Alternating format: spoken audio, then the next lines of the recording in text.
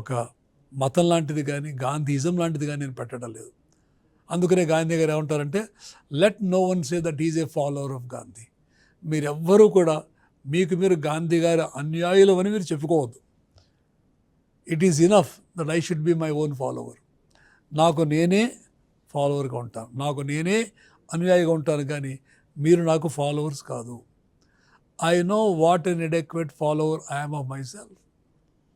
నేను ఏ భావాలు కావాలని కోరుకుంటున్నానో నన్ను నేను కూడా సరిగ్గా అనునయించలేకపోతున్నాను, నేను ఫాలో కాలేకపోతున్నాను, నేనే ఫాలో కాలేకపోతున్నాను. ఎందుకనంటే ఏ భావాలకు నేను కట్టుబడి ఉన్నానో, ఏ సిద్ధాంతాలు నేను కట్టుబడి ఉన్నానో వాటిని నేను నా జీవితంలో అమలు చేయలేకపోతున్నాను. కాబట్టి మీరు నా ఫాలోవర్స్ కాదు, కానీ you are fellow students, fellow pilgrims, fellow seekers and fellow workers. మనం అందరం కూడాను కలిసి చదువుకునేటువంటి అధ్యయన కాముకులం, మనం తీర్థయాత్రలకు కలిసి వెళ్ళేటువంటి వాళ్ళం, అలాగే సాటి సత్యాన్వేషకులం, అలాగే సహకార్యకర్తలను గాంధీ గారు ప్రకటించారు.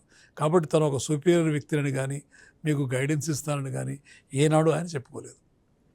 ఇంకా ఏమన్నాడు ఆయన, let Gandhism be destroyed if it stand for error. అసలు గాంధీయిజం అని తప్పైనట్టయితే అది నాశనం అయిపోయినా కూడాను నేను బాధపడను అన్నాడు ఆయన.